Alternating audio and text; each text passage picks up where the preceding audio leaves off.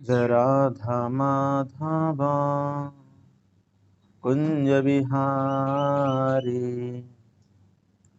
जय गोपी जन बल्लभ गिरिवरधारी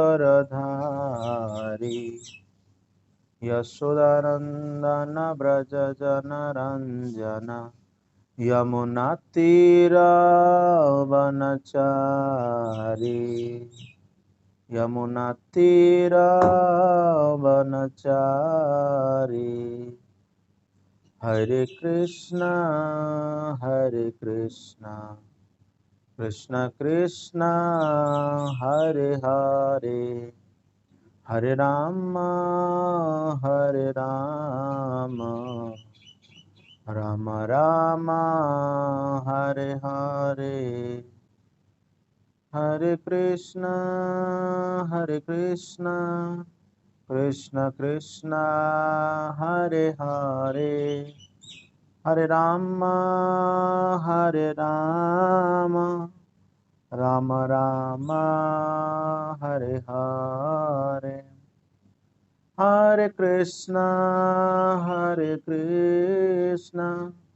कृष्ण कृष्ण हरे हरे हरे राम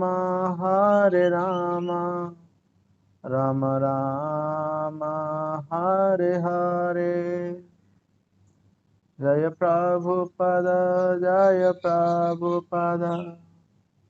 प्रभुपद श्रील प्रभुपद निताय गौ हरि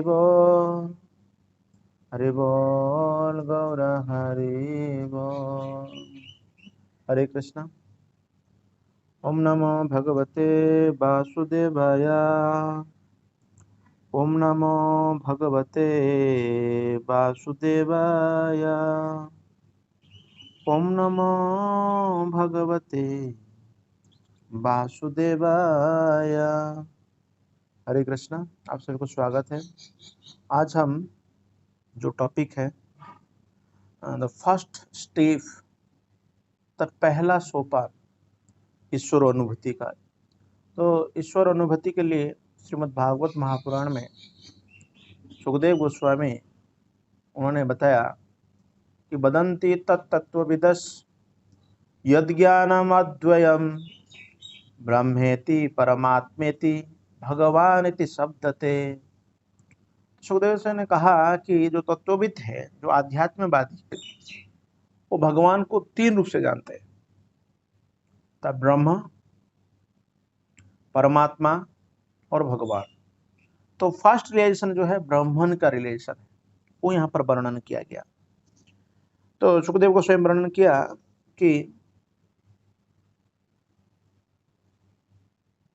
जब परीक्षित महाराज से इसके बारे में जानने के लिए प्रश्न किया गया, तो सुखदेव गोस्वामी ने कहा कि बरियांते प्रश्न क्रुतो लोक हितम रूपा। हे राजन, आपने जो भगवान कृष्ण संबंध में जो प्रश्न पूछा, क्योंकि परीक्षित महाराज बाल्यकाल से ही भगवान कृष्ण के भक्त रहे, मतलब भगवान कृष्ण के बारे में जानने के लिए उनके मन में ये उत्सुकता थी।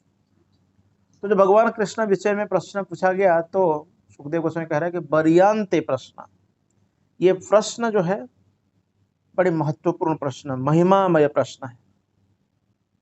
क्यों? लोक हितम रूपम, लोगों के लिए हितकारी है, बेनिफिशियल है। तो आज के समय में हम देख सकते हैं कि समटाइम्स वी टेक इंटरव्यू, किसी का हम इंटरव्यू लेते हैं, कई तरह के प्रश्न पूछते हैं, लेकिन हम कृष्ण संबंध के प्रश्न नहीं पूछते हैं, इसलिए वो लोक हित भी नहीं होता है, ज्यादातर लोग के कल्याण के लिए भी नहीं हो पाता।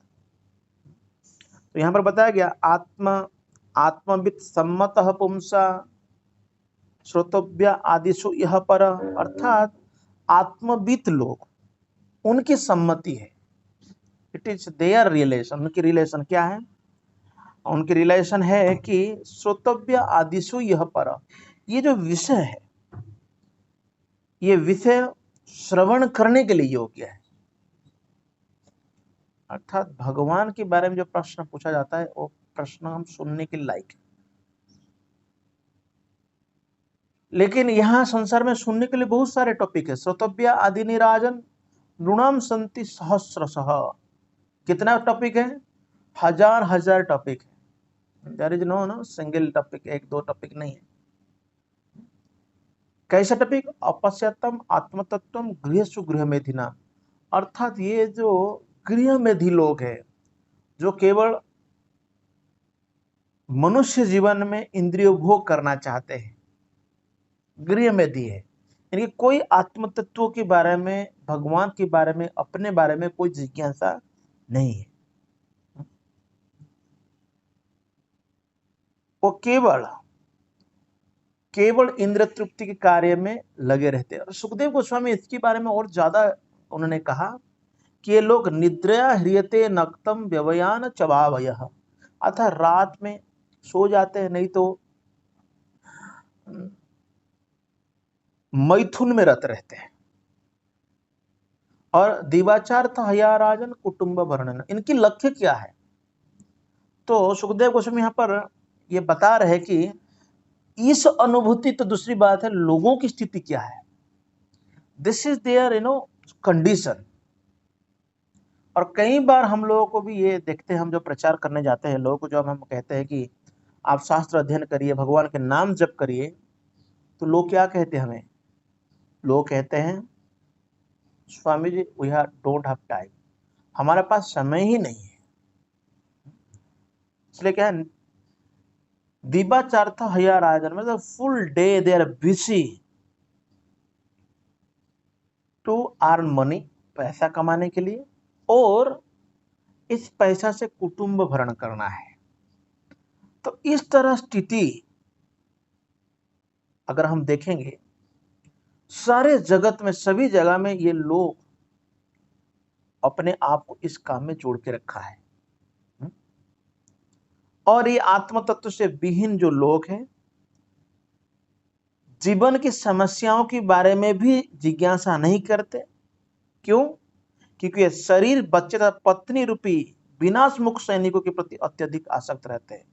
कल मैंने लेक्चर दिया था, महामोह, मोह महामोह, इस तरह की स्थिति है। अर्थात जो पूरी तरह से आसक्त है, तेसाम प्रमत्त निधनम, सुखदेव द्वारा प्रमत्त लोग है, पागल लोग है, पश्यन अपि न पश्यति, अर्थात देख करके भी नहीं देख पाते। वो सोचते हैं कि ये जो हमारी मित्र कुटुंबीय है, ये हमारा, अभी कोरोना वायरस के टाइम में ऐसा देखा जा रहा है, जो मेडिकल्स में जो बेड कमी है, वहां लोग प्रार्थना कर रहे कि इस बेड से आदमी कब निकले तो दूसरा हमारी व्यक्ति वो बेड में एडमिट होगा। इस तरह की स्थिति अभी है। तो इसीलिए सुखदेव गोस्वामी कहते हैं कि ऐसे लोगों से थोड़ा हट करके, मतलब इस तरह की सोच से, तो इस तरह सोच से, इस भावना, इस चिंतन कैसे होगा? भगवान के चिंतन होना मुश्किल है। तो उन्होंने कहा तस्मात् सर्वत भारत सर्वात्मा भगवान ईश्वर हरि, भगवान के ऐसे कष्टों से अगर मुक्त प्राप्त होना चाहते हैं, अभी जैसे कष्ट हो, सभी जगह मृत्यु का हाहाकार मचा हुआ है, सभी ये अभी परेशान है कि भगवान न करे कि हमारी जो कोई संबंधी है इस कोरोना वायरस न चले जाए, इस तरह की स्थिति है। इसलिए कहा गया है कि हमें अगर ऐसी कष्टों से छुटकारा पाना चाहते हैं, तो ना तो मेडिकल हेल्प, ना तो गवर्नमेंट के द्वारा कुछ हेल्प, ना आपको कोई मेडिसिन, अभी जितना भी आपको फैसिलिटी दिया जा रहा है, ये सारे फैसिलिटी होने के बावजूद भी व्यक्ति दम तोड़ रहा है, अर्थात शरीर त्याग दे रहा है। तो यहाँ पर बताया कष्ट से मुक्त होने के लिए तो क्या करना पड़ेगा? हर जो इच्छुक व्यक्ति के लिए श्रोतव्य, सुनना चाहिए, कीर्तितव्य, महिमा का गुणगान करना चाहिए, स्मर्तव्य, स्मरण करना चाहिए। किसके बारे में? भगवान कृष्ण के बारे में। क्योंकि वो भगवान जो है वो नियंता और समस्त कष्ट से रक्षा करने वाले हैं, अर्थात भगवान हमें रक्षा कर सकते हैं। अगर आज मैं ये बात कहूं तो भगवान हमारी रक्षा करेंगे, लोग कहेंगे कि क्या हम बीमार पड़े हुए हैं और मेडिकल में एडमिट है और इस समय भगवान का चिंतन करेंगे तो हम मुक्त हो जाएंगे, ठीक हो जाएंगे। अगर ठीक हो जाते तो आप लोग क्यों वैक्सीन लगा रहे हैं? ये प्रश्न कोई पूछ सकता है। लेकिन वास्तव में बता दूं कि जो हमारा शरीर है, ये शरीर आदि अंत बंतक होते, ये शरीर का नष्ट हो सकता है, लेकिन हमारा चेतना बहुत महत्वपूर्ण है। हाँ, आप उस समय जो सोच बनाए रखेंगे, चिंतन है, आपका जो चेतना में जो डेवलपमेंट आएगी, उससे आपके शरीर में इम्यूनिटी सिस्टम बढ़ जाएगी, इम्यूनिटी पावर बढ़ जाएगी। इसीलिए कहा जाता है जो व्यक्ति प्रसन्न है उसका इम्यूनिटी बहुत जल्दी जल्दी बढ़ता है, और मरीज व्यक्ति बीमार है और दुखी है तो क्या होगा वो, और उस समय में उसकी और ज्यादा तो बदतर हाल हो जाता है ना। तो इसलिए सुखदेव गोस्वामी एतवान सांख्य योग्याभ्यम स्वधर्म परनिष्ठया जन्म लाभ पर पुंसा। तो सुखदेव गोस्वामी कहते हैं कि आप सांख्य योग से पूरा पूर्ण ज्ञान लेकर के योगाभ्यास भी कर लीजिए, अष्टांग योग कर लीजिए, या अपने धर्म को, जो भी आप धर्म में जो आपके पोजीशन में है उसमें आप रह करके अपने कार्य को ठीक ठीक करिए। जन्म लाभ पर पुंसम अंते नारायण स्मृति। उन्होंने कहा कि मनुष्य जीवन का लक्ष्य क्या है? अंत समय में भगवान का स्मरण कर लेना है। विचार करो कि आप भजन करो, साधन करो, मरते जान ले हो, जो भी आप करना चाहते हैं ये अंत समय में करना है। तो मुख्यतः सर्वोच्च जो आध्यात्मवादी लोग हैं, जो विधि विधान और प्रतिबिंब एवं प्रतिबंधों से ऊपर हो गए हैं, वो सदैव क्या करते हैं? रमनते स्म गुण अनुकथने हरि, भगवान के गुणगान करते रहते ऐसे भक्त।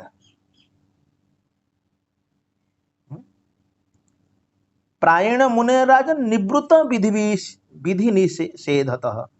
यहां तो विधि विधान बहुत हम फॉलो करना पड़ता है, लेकिन जो इसके ऊपर उठ चुके हैं वो सदैव भगवान का चिंतन करते, वो तो हायर स्टेज है।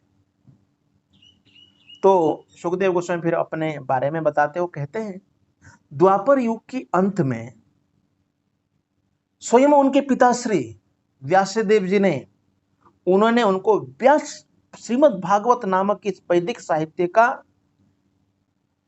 अध्ययन कराए, और ये समस्त वेदों के तुल्य है। अर्थात श्रीमद् भागवत महापुराण, ये महापुराण श्रीमद् भागवतम अमलम पुराणम, ये अमर पुराण है, अर्थात सारे वैदिक ग्रंथ का निचोड़ उसी का उन्होंने अध्ययन किया,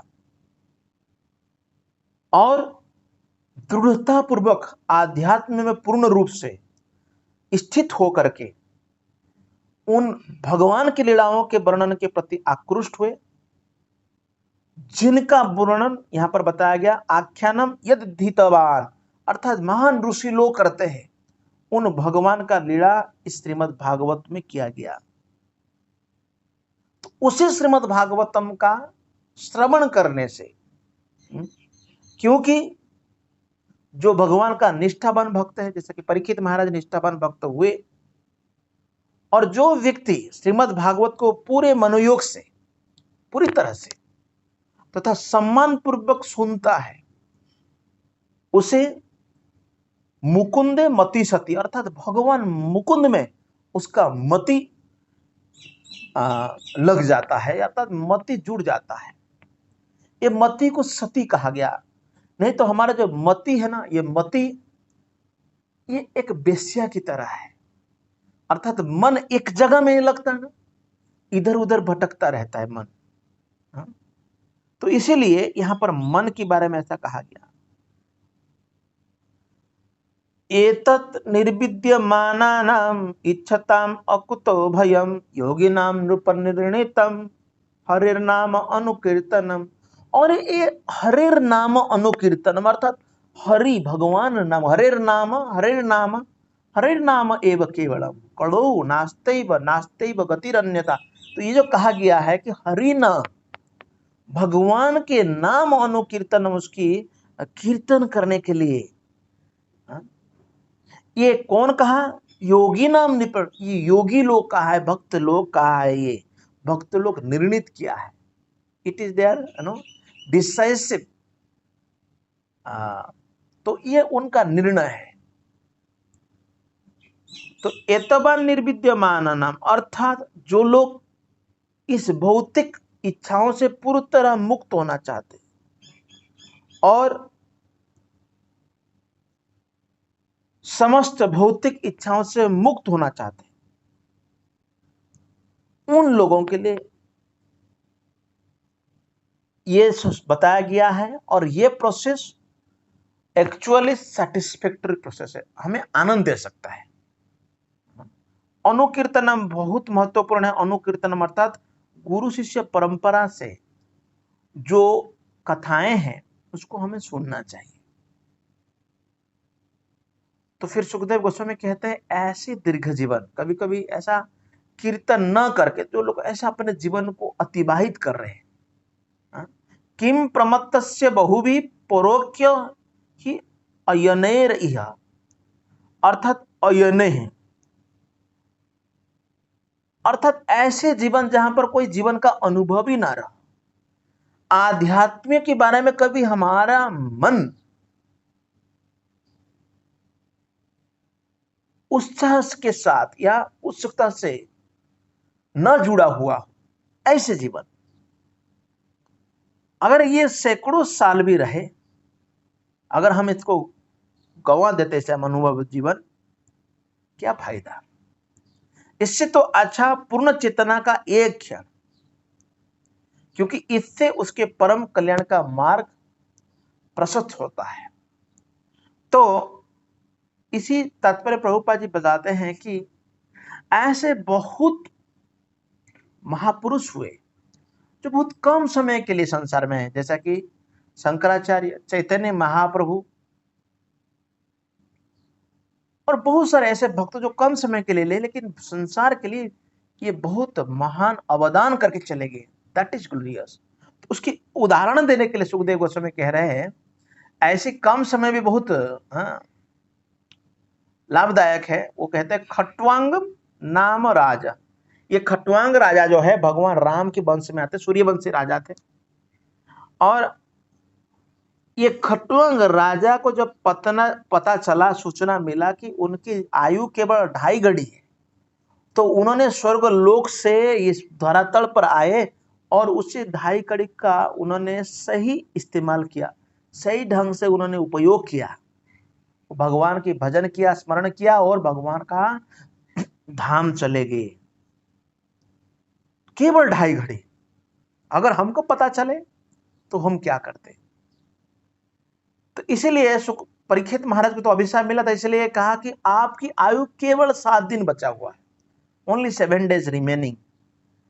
इसीलिए इस समय में आपको क्या करना पड़ेगा? उस अनुष्ठान का संपन्न कर सकते हैं जो आपके जीवन के लिए लाभदायक हो या अपने अगले जीवन के लिए लाभदायक हो, आवश्यक हो। उन्होंने कहा अंत काले तु पुरुष आगते गत साध्वस्त छिंदा दसंग शस्त्रेण स्पृहाम देहेनु ये तत्, अर्थात मनुष्य को चाहिए कि अंत काल में मृत्यु से तनिक भी न डरे। मृत्यु बहुत भयानक है, पुराण में वर्णन किया, कोई नहीं चाहता मृत्यु, इसलिए हम एड़ी चोटी लगा लेते हैं अभी कैसे बच जाए। अभी तो लोग गैस सिलेंडर मतलब ऑक्सीजन सिलेंडर मिल जाए तो बड़ा भाग्य मानते हैं। तो कहा वहां पर कहा गया ये कि भयभीत ना होना चाहिए और भौतिक शरीर से उससे समझ सारे वस्तुओं उसे समस्त चीजों से अपनी आसक्ति तोड़ लेना चाहिए। और मनुष्य को उन्होंने कहते हैं कि 50 साल की आयु के बाद घर छोड़ा जाना चाहिए और इसके लिए आत्म संयम का अभ्यास करना चाहिए।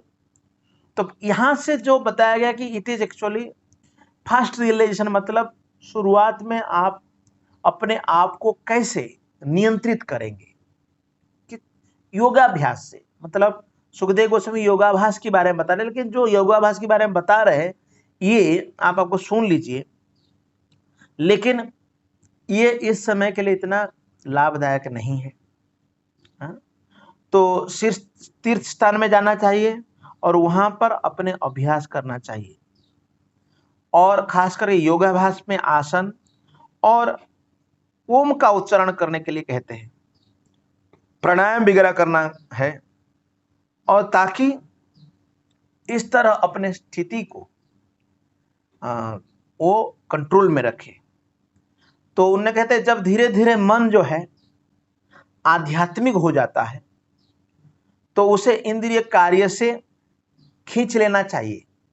यतो चंचलति मन चंचल स्थिरम ततो ततो नियम्य एतत् आत्मनि एव वशम नयत। अर्थात मन जहां जहां भटक रहा है उसको खींच के लाना चाहिए, और इंद्रिय बुद्धि द्वारा वशीभूत हो जाती है कभी कभी। इसीलिए भौतिक कार्यकला में लीन मन भी भगवान की सेवा में प्रवृत्त किया जा सकता है और पूर्ण दिव्य भाव में स्थिर हो सकता है धीरे धीरे, ऐसा उन्होंने बताते हैं। और उसके बाद उन्होंने कहता है कि जो मेडिटेशन आप करना चाहते हैं, देखो हर जो जगह पर जो मेडिटेशन के बारे में बताया जा रहा है, यहाँ पर श्री विष्णु के पूर्ण शरीर का, जैसा कि नारायण रूप का, शंख चक्र गदा पद्म, इसी रूप का स्मरण करना है, हटाए बिना एक एक करके विष्णु के अंगों का ध्यान करना चाहिए। और इस तरह मन इंद्रिय विषयों से मुक्त हो जाता है, तब चिंतन के लिए कोई अन्य विषय वस्तु नहीं रहता, क्योंकि भगवान विष्णु परम सत्य है, अतः केवल उन्हीं से मन पूर्ण रूप से रम जाता है। इसलिए जब हमारे हरे कृष्ण महामंत्र जप करते हैं, हरे कृष्ण कृष्ण कृष्ण हरे हरे, हरे राम राम राम हरे हरे, जब इस महामंत्र का हम लोग सब जप करते हैं, उस समय भी हम लोग ये देखते हैं कि जो राम शब्द है, रमयते राम, जो रमण करते हैं अर्थात भगवान का दर्शन करने से, तो इसलिए हरे कृष्ण आंदोलन में आप भगवान का चिंतन करने के लिए, भगवान का दर्शन करने के लिए आपको मौका दी जाती है। और तब मन जो है हमारा सतोगुण द्वारा, जो कि सदैव रजोगुण द्वारा विचलित और तमोगुण द्वारा मोहग्रस्त रहता है, जो मन हमारी, किंतु मनुष्य ऐसी धारणाओं को भगवान विष्णु के समस्त द्वार ठीक कर सकता है और इस तरह उससे उत्पन्न गंदी वस्तुओं को स्वच्छ करके शांत बना सकता है।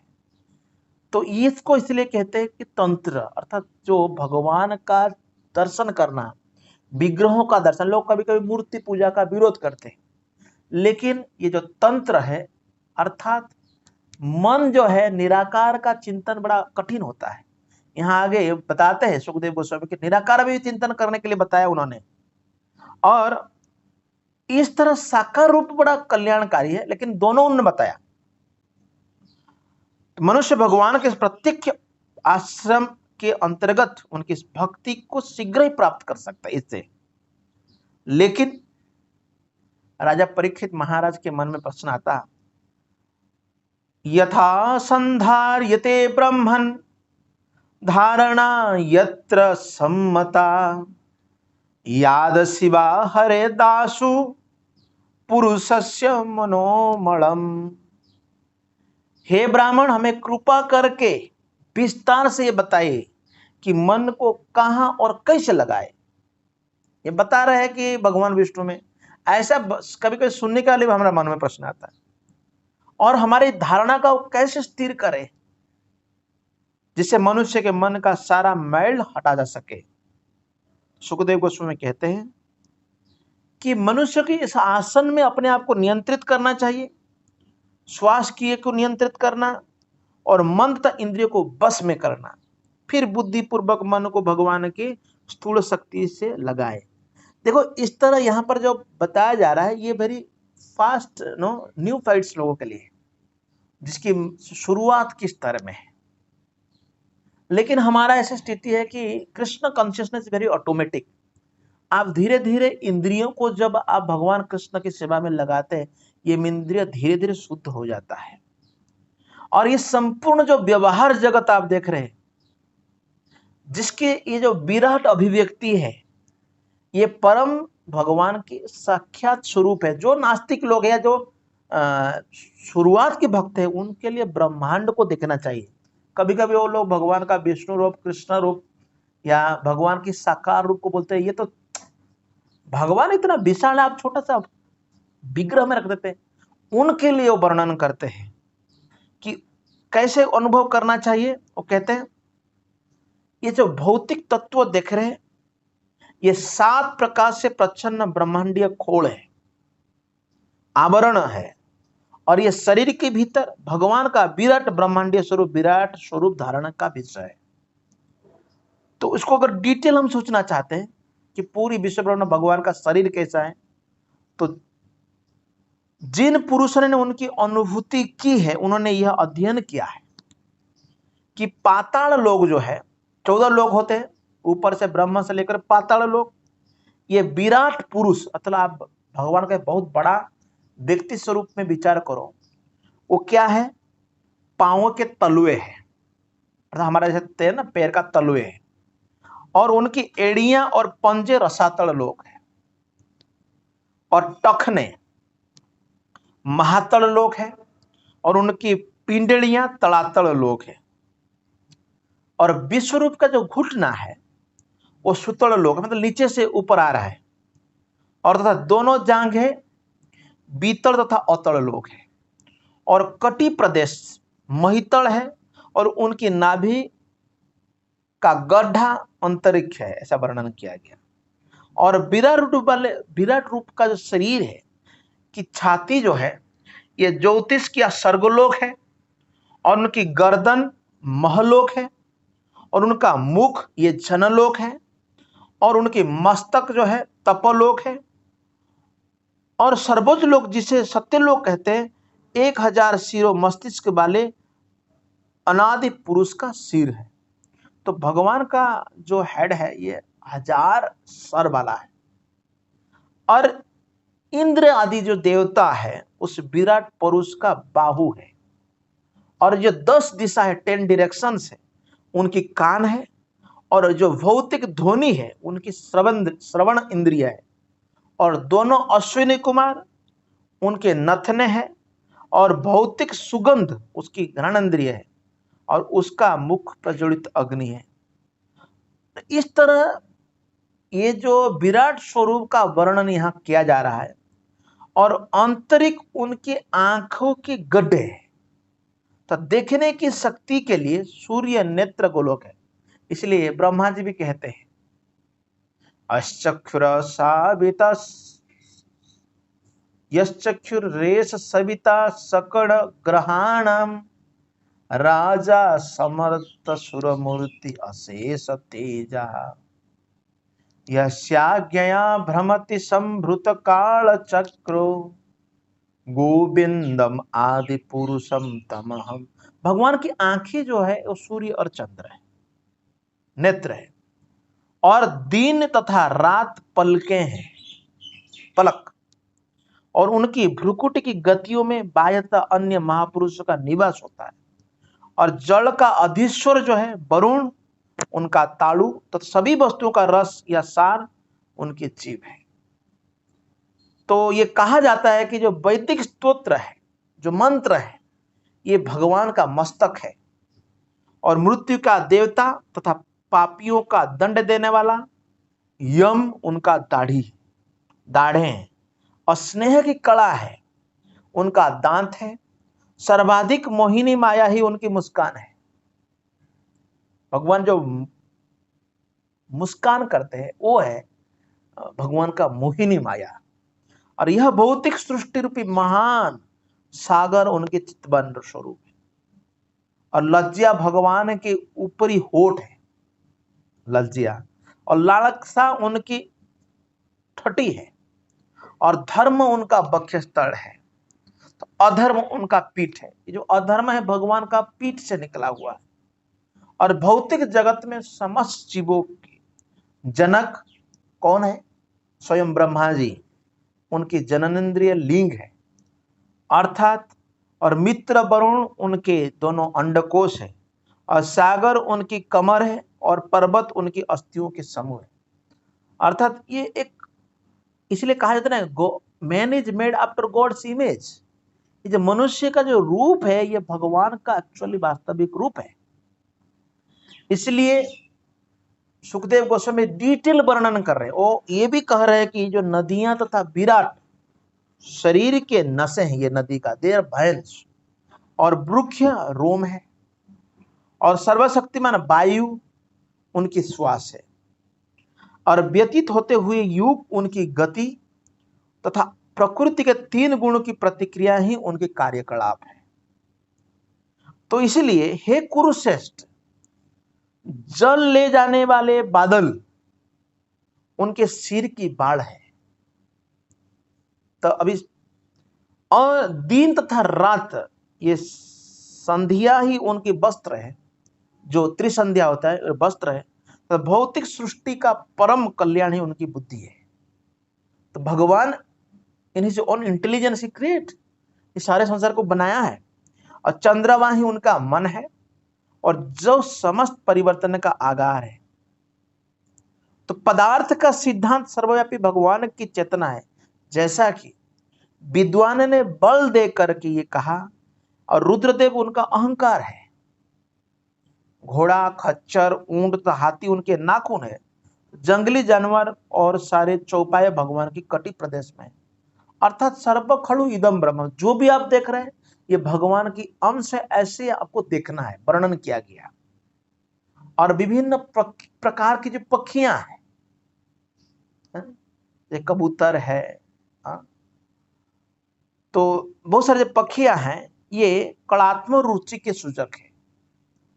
और मानव जाति के पिता जो है मनु, उनकी आदर्श बुद्धि के प्रतीक है, और मानवता उनका निवास है। गंधर्व, विद्याधर, चारण तथा देवदूत जैसी देव योनियां उनकी संगीत की स्वर लहरी है, और आसुरी सैनिक उनकी अद्भुत शक्ति के प्रतिरूप है। अर्थात आसुरिक शक्तियां जो है, आप अगर देखेंगे इनके पास बड़ा कलात्मक ज्ञान होता है, और हर तरह की ये शक्ति को प्राप्त किए हुए हैं। और फिर उन्होंने कहा कि विराट पुरुष का मुख जो है ब्राह्मण, ब्रह्माननम क्षत्र भुजो महात्मा, और उनके भुजा से कौन निकले हैं? भुजाएं जो है क्षत्रिय है। विडुरंग्री श्रीत कृष्ण वर्ण, और शूद्र उनके चरण से, उनके जांघें वैश्य, शूद्र उनके चरण से।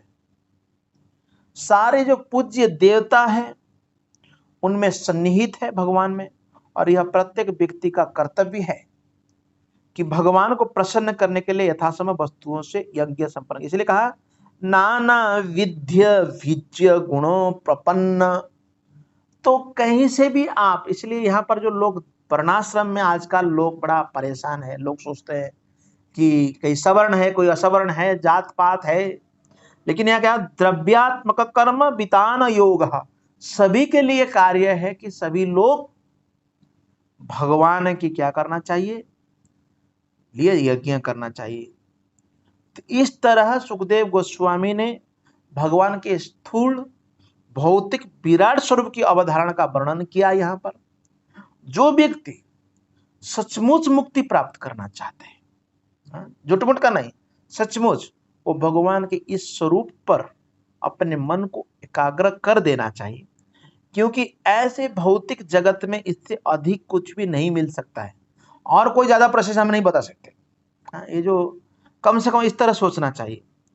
और स्व सर्वधि वृत्य अनुभूत सर्वे आत्मा यथा स्वप्न जने खितैकः तम सत्यमानंद निधि भजेत न अन्यत्र सज्जेत यत आत्मपात। तो कहते हैं कि मनुष्य को अपना मन जो है भगवान कृष्ण में एकाग्र कर देना चाहिए, सर्वधि वृत्ति, क्योंकि वो ही अपने को इतने सारे रूपों में उसी तरह वितरित करते हैं जिस तरह के सामान्य मनुष्य स्वप्न में 1000 रूपों की सृष्टि करता है। स्वप्न जनेखित ही कहा, स्वप्न में हम बहुत सारे रूप को दर्शन करते हैं। तो इस तरह भगवान अपने आप को इस तरह विस्तार करते हैं। मनुष्य को अपना मन जो है एकमात्र सर्व आनंदमय परम सत्य पर एकाग्र कर देना चाहिए, और नहीं तो पथभ्रष्ट हो जाएगा और अपने हाथों ही अपना पतन कर लेगा। न अन्यत्र सचेत यत आत्मपात, इसलिए आत्मपात नहीं करना चाहिए, अर्थात आत्मा का दुर्गति नहीं कराना चाहिए। तो कुल मिलाकर के इस अध्याय में Sukhdev Goswami very new people, जो बड़ा नया है, उन लोगों के लिए भी ये एक मौका दिया जो लोग पूरी तरह भौतिक कार्य से अपने आप को जोड़ रखा है। अगर आप प्रचार करने जाते हो तो तरह तरह के लोग आपके पास आते हैं, और ये सारे लोग आपको अलग अलग मत पंथ से आपको अनुप्राणित करते हैं, आपको बताते हैं। तो इन लोगों से बड़े सावधान रहिए, क्योंकि कभी कभी ऐसे लोग आते हैं जो कि शास्त्रों का जो मत है उसको न स्थापित करके अपने मन का मत को स्थापित करते हैं। वो कहते हैं कि हमने भी किताब पढ़ा है, हमने भी ग्रंथ पढ़ा है, और वो ग्रंथ भी प्रामाणिक है। देखिए, प्रामाणिक ग्रंथों के बारे में अगर हम जानना चाहते हैं तो चेक करना बड़ा आसान तरीका है ना। चेक करना बड़ा आसान है, कोई इसमें कठिनाई ही नहीं है। जैसा कि आप जो स्कूल कॉलेज में पढ़ते हैं, कौन सा किताब पढ़ना है आपको, कौन सा किताब ऑथोराइज्ड है या आपकी सिलेबस में है, उस किताब को आप पढ़ते हैं, ऐसा कोई भी किताब को नहीं पढ़ते हैं। उसी तरह जब हम शास्त्र पढ़ते हैं, शास्त्र का पूर्व प्रसंग बहुत जरूरी है।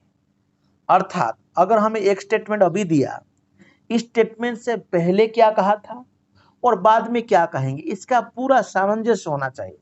नहीं तो मैं अभी एक बोल रहा हूं, बाद में और कुछ बोल रहा हूं, और बाद में कुछ, ऐसा नहीं। और ये तमाम वैदिक शास्त्रों को हमें कैसे समझना है, जो भक्तों से सुनना चाहिए। कभी कई लोग गीता के ऊपर प्रवचन देते हैं, भागवत के ऊपर प्रवचन देते हैं, लेकिन भगवान कृष्ण को भक्ति नहीं करते, नहीं मानते, उनको एक साधारण व्यक्ति की तरह समझते हैं। और कुछ जो श्लोक वो लोग लेते हैं, दो श्लोक उनको स्वीट करता है, मतलब उनका फेवर में जाता है, उसी का वो कोट कर देते हैं। इसीलिए ऐसे भी लोग, मतलब नया लोग हैं, उनके लिए भी इस भगवान का चिंतन करने के लिए जो प्रोसेस बताया गया है यहाँ पर, कि भगवान का विराट रूप का वर्णन किया गया, जहां पर पूरी एक मानव आकृति, मतलब कि मनुष्य आकृति का पूरी तरह सर से लेकर के पांवों के तलुए तक पूरी वर्णन किया गया है। ये बहुत ही संसार, आप आपके आजू बाजू ये सब देख सकते हैं। अगर नदियां देख रहे हैं तो आपके मन में होना चाहिए ये भगवान का भैंस है, या अगर भगवान की बाल देख रहे हैं सुंदर, तो आप ऐसा सोचना चाहिए कि ये जो है मेघ है। तो हर चीजों को देख, मुख को देख करके, भगवान स्मित हास्य को देख करके, भगवान के शरीर की पूरी अंग प्रत्यंग को देख करके हमें विचार करना चाहिए, ये भगवान की अंश है। तो गीता में 10वें अध्याय में भगवान कहते हैं, अथवा बहुनैतेनम किम ज्ञाते न तवार्जुनम वेष्टव्या अहम इदम कृष्णम एकांशेन स्थितम जगत। अर्थात भगवान कहते कि पूरा जानना जरूरी क्या है, ये तो केवल मेरा एक अंश में स्थित है। अर्थात भगवान के एक अंश में, एक सर ये सारे जो आप बात कर रहे हैं, ये सब स्थित है। ये भगवान कृष्ण ने वहां तक कह दिया। खैर, जो गृहमेधी लोग हैं, जो केवल केवल ही जीवन का लक्ष्य इंद्र तृप्ति मान बैठा है, इंद्र तृप्ति ही करना है। क्या इंद्र तृप्ति करना है? दिन रात काम करना है, विषय भोग में डूबे रहना है। ऐसे लोगों के लिए भी अगर भगवान की भक्त का संगति प्राप्त हो जाए, भगवान के भक्त वहां तक पहुंच जाए, तो ये लोगों का भी आसान से उद्धार हो जाएगा। तो इसीलिए यहां पर इतने सुंदर ढंग से ये जो बताया गया है ये बहुत महत्वपूर्ण है। सुखदेव गोस्वामी तो यहाँ सब पूरी हम सभी का क्या क्या है उन्होंने पोस्टमार्टम कर दिया है, लोग क्या करते हैं। तो आप ये मत सोचिए, कभी कभी लोग बोलते हैं कि हमारी आस पड़ोस में लोग ऐसा कहते हैं, लोग इस तरह की धर्म के बारे में बातें करते हैं, और उन लोग से सबसे सावधान रहिए, बच के रहिए। तो इसलिए आप सभी को ये जो इस अनुभूति के बारे में आज हमने बताया, तो आप भी प्रयास कर सकते हैं। तो यहाँ पर जो मेडिटेशन के बारे में बताया कि मन को एकाग्र करना है, संयमित करना है अपने आप को, इसके लिए अगर आसान बताऊं तो भगवान के नाम स्मरण करिए, जप करिए। हरे कृष्णा कृष्ण कृष्ण हरे हरे, हरे राम राम राम हरे हरे। तो भगवान के नाम जो आप जप करते हैं, स्मरण करते हैं, ये एतबान सांख्य योगाभ्याम इच्छताम अक्तोभ्य योगी नाम नृप निर्णितम हरे नाम अनुकीर्तनम। तो ये जो यहाँ पर जो श्लोक सुखदेव गोस्वामी जो वर्णन किया, इसमें क्या है, उन्होंने फाइनल कंक्लूजन भी दे दिया है बीच में। यतबान निर्विद्यमानम, जो लोग इसी प्रकार की समस्याओं से या परेशानी से, त्रिताप से मुक्त होना चाहते हैं, तो उनके लिए हरेर अनुनाम कीर्तनम करना चाहिए, हरि भगवान का गुणगान करना चाहिए। तो वो गुणगान के बारे में भगवान कृष्ण गीता में कहते हैं, एवं परंपरा प्राप्तम इमं राजर्षय विदुहु सकाल नेह महता जोग नष्ट परंतप। तो भगवान कहते हैं ये परंपरा से प्राप्त होता है। अनुकीर्तन मतलब मैं अकेले जाके कीर्तन नहीं, जैसे हमारा मंदिर में आप देखेंगे, someone is leading and others are responding. कोई एक व्यक्ति लीड करता है कीर्तन को, बाकी श्रवण करते हैं, कोई कह रहा है बाकी सुन रहे हैं। इसको कहते हैं प्रोसेस। इस प्रोसेस को हमें फॉलो करना है, अनुकीर्तन। अर्थात जो पूर्व आचार्य ने जिस महाजन जन गतस्य पंथा, आचार्य ने जिस तरह हमको समझाया है, जिस तरह टीका दिया है, उसको हमको ग्रहण कर लेना चाहिए। नहीं तो क्या है, नहीं तो हम लोग बहुत शास्त्र पढ़ने के बाद, यहाँ पर इसी अध्याय में जैसा उन्होंने कहा कि थोड़ा ये हम लोग भी हाईलाइट करना चाहिए। तो यहाँ पर कहा कि श्रोतवान आदीन राजन नृणाम संत, सुनने के लिए बहुत टॉपिक है और बहुत शोर से हम सुन लेते हैं, और ये सब हमको आत्म तत्व के बारे में नहीं समझाते। हमें आत्मा का हनन करने के लिए, आत्मा का दुर्गति जाए होने के लिए जो शिक्षा, वो शिक्षा हम सब देते हैं। इसलिए बड़ा सावधान होना चाहिए। स्वतव्य कृतितव्यश्च स्मर्तव्यश्च नित्यता, सदैव 20 वर्ष भगवान के बारे में श्रवण कीर्तन, इसी प्रोसेस को उन्होंने बताया। तो ये पूरी चैप्टर में आपको पूरी सारे डिटेल बताया, और उसमें भी आसान करके बताया क्या करना है। सबसे आसान क्या है कि भगवान की इतना पूरा चिंतन करना, या केवल स्मरण करना है, श्रवण करना है, स्मरण करना है, क्या करना, ये बड़ा आसान है। लेकिन ये आसान तरीका होने के बावजूद लोग इसको ग्रहण नहीं करते। लोग कहते हैं कि हमें थोड़ा योग करना चाहिए, हमें थोड़ा मेडिटेशन करना चाहिए, आंख बंद करके बहुत समय तक चिंतन करना चाहिए, तब हमने कुछ किया, भगवान का चिंतन किया। लेकिन ये आसान तरीका को नहीं ग्रहण करते। तो मैं आप सभी को ये कहता हूं कि आप सभी जो है, जिन्होंने भी मेरे ये प्रवचन सुनेंगे, तो कृपया आप ध्यान दीजिए, आप इसमें से कौन सा लें। कमेंट सेक्शन में जरूर लिखिए कि ये तीनों से आपको कौन सा आसान लगता है, और इस प्रोसेस को अगर आपने स्वीकार कर रहे या कर लिया है, तो आप आपके रिलेशन भी, अनुभव भी मुझे आप बता सकते हैं।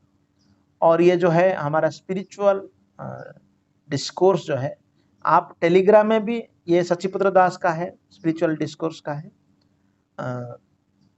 यूट्यूब पर भी है, तो और फेसबुक में भी है। कहीं पर आप जाकर के मेरे लेक्चर को आप सुनिए और देखिए, क्योंकि टू दी पॉइंट जो हमें जो करना है वो बताया गया है, हमें इसको करना है। ठीक है, जगद्गुरु शील प्रभुपाद की जय। निताय गौर प्रेमानंदे। हरि हरि बोल।